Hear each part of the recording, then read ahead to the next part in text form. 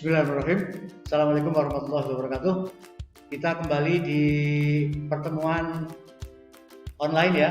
Untuk kesempatan kali ini kita mungkin bincang-bincang tentang manajemen sampah ya, atau pengelolaan sampah atau waste management. Yang saya kira ini Anda sudah nggak masalah ini kalau tentang waste management ini. Kita mungkin pernah memperoleh banyak medali atau piagam gitu ya. Indonesia ini juga sebagai penyumbang terbesar kedua sampah plastik di lautan. Ini dirilis pada tahun 2015 tapi ya, saya tidak tahu sekarang apakah menjadi juara 2 atau malah juara 1 gitu ya. Ini karena ada pemodelan dari seorang yang peduli kepada atau lembaga yang peduli kepada sampah, itu bagaimana sampah di lautan itu menjadi tontonan di mana-mana gitu ya. Kita bisa tahu banyak orang yang malah justru mengekspor sampah gitu ya. Kita dibandingkan dengan negara-negara yang sudah maju itu, kalau di Amerika ini menghasilkan sampah 10 kali lipat dari berat tubuhnya. Ini Amerika ya, Amerika benernya. Kalau di Jepang ini 6 kali lipat berat tubuhnya.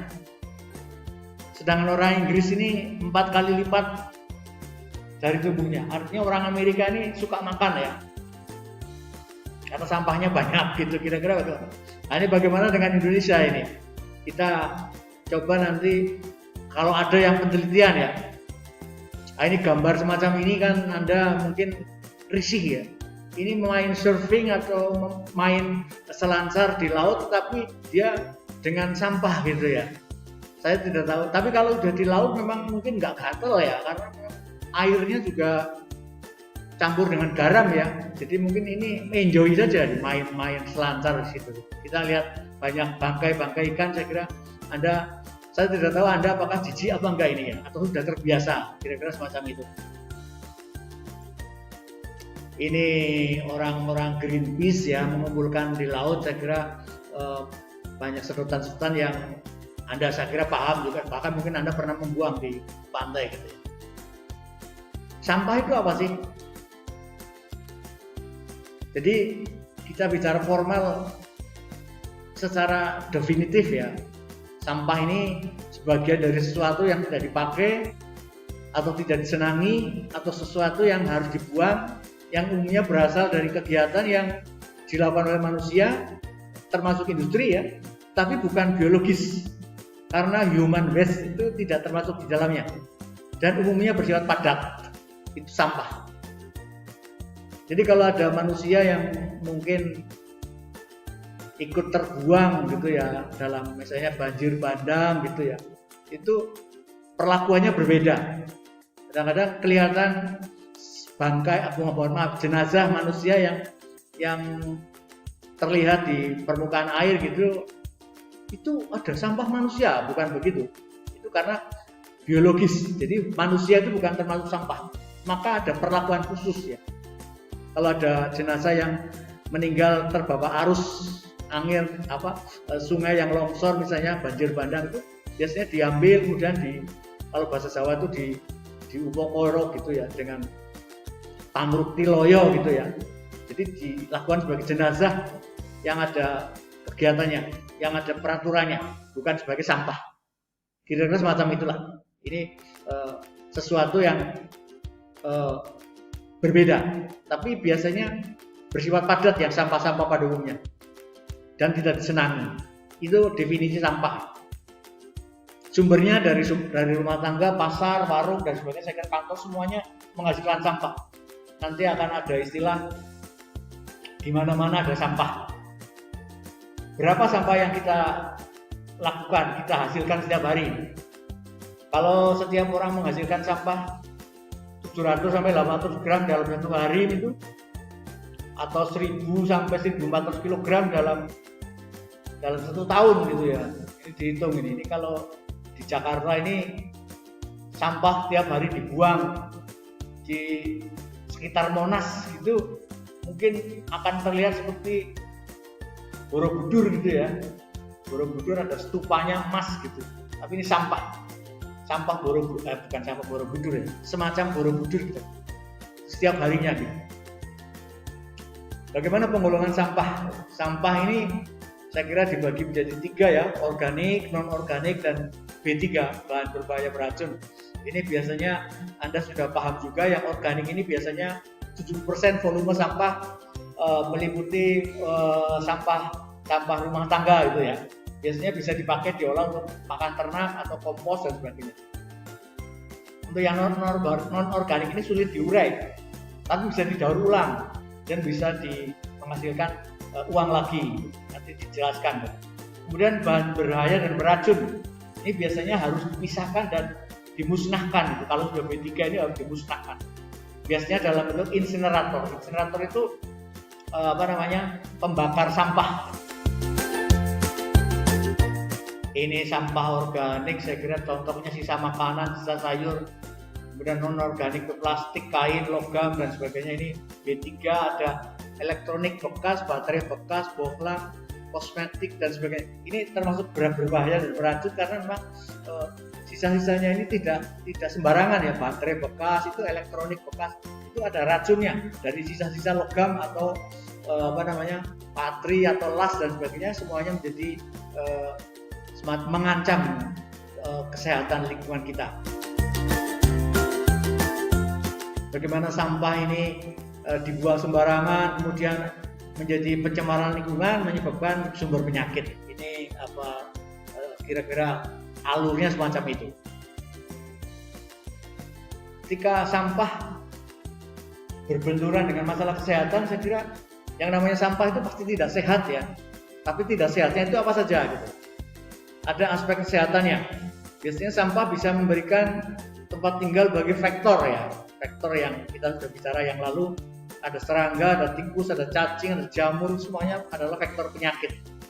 Sehingga dari vektor itu bisa menimbulkan penyakit yang kita juga sama-sama tahu, ada diare, ada kolera, ada pes, ada penyakit kulit dan sebagainya. Ini sampah versus kesehatan dari segi aspek kesehatannya. Aspek lingkungannya bagaimana? Ada estetika lingkungan ya, ada penurunan kualitas udara, ada pembuangan sampah ke badan air dan bisa menyebabkan pencemaran air. Ini estetika ya. Kadang-kadang Anda mungkin melihat orang yang berada di gang-gang gitu membuang sampah sembarangan gitu, biasanya nanti akan menyebabkan kualitasnya udaranya, katakanlah bukan membuang ya, membakar sampah di gang-gang rumahnya sendiri, otomatis kualitas udaranya akan turun. Kemudian aspek sosial masyarakat, bagaimana pengelolaan sampah ini yang biasanya kurang baik ya dalam masyarakat itu tadi, misalnya membuang sembarangan, biasanya bisa dikatakan sebagai cerminan status keadaan masyarakat secara sosial di situ. Kadang-kadang keadaan lingkungan yang kurang saniter atau estetis itu akan menurunkan hasrat para turis untuk berkunjung gitu ya. Ini yang kadang-kadang kita tidak menyadarinya gitu. Ini yang perlu kita pahami dari aspek sosial, karena sekarang banyak juga yang menjadi sampah sosial ya, sampah masyarakat misalnya. Jangan sampai Anda atau kita menjadi bagian dari sampah masyarakat, kira-kira semacam itu. Apa yang bisa kita lakukan?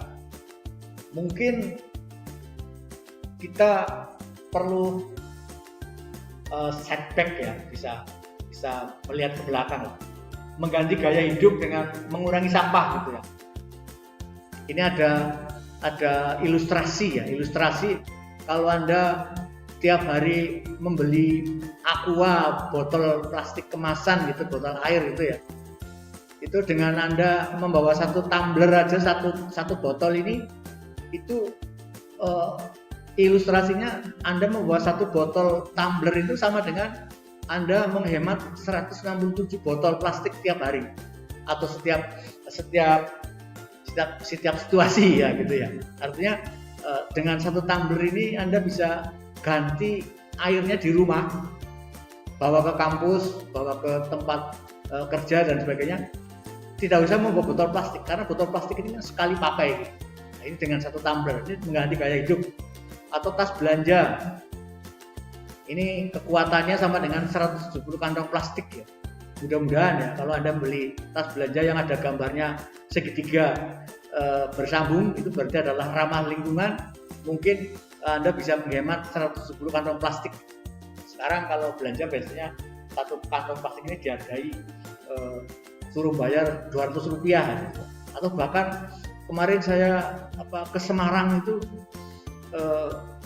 ada resepsi saudara itu, keponakan sore-sore jalan-jalan ke Indomaret itu belanja nyari makanan kecil gitu, ternyata di Semarang diberlakukan tidak memberikan kantong plastik. Saya bilang, saya ini kan bukan orang Semarang, dari Jogja, ini saya kebetulan tamu. Iya Pak, tapi peraturannya semua yang ada di Semarang itu tidak boleh memberikan kantong plastik. Jadi ini bawa sendiri, saya tenteng aja akhirnya snacknya itu, tidak ada kantong plastik. Jadi kadang-kadang semacam itu ya. Ada reusable cup gitu ya, biasanya ini 500 kopi plastik ini ya di stasiun-stasiun atau terminal itu biasanya untuk membeli teh panas atau kopi panas, biasanya ini yang sekali buang. Ini Anda bisa membeli, mungkin kalau Anda bisa memulai dengan percaya diri membawa cangkir atau gelas yang ada tutupnya gini ya, reusable ya. Anda bawa ke stasiun, misalnya beli kopi itu ya dengan bawa barangnya sendiri gitu ya. Kira-kira Anda bisa mempelopori dan sebagai pionir untuk gaya hidup mengurangi sampah gitu ya. Handuk misalnya gitu. Anda menghemat, satu handuk itu bisa menghemat 7.300 tisu kertas misalnya gitu ya.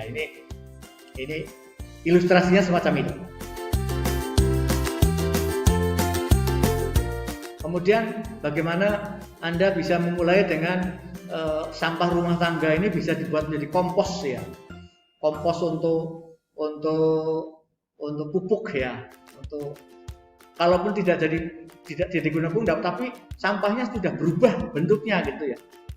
Dengan misalnya ini ada komposter untuk drum, ada yang namanya takakura, ada dipakai untuk biopori, ada yang biasanya untuk komposter gerabah dan sebagainya.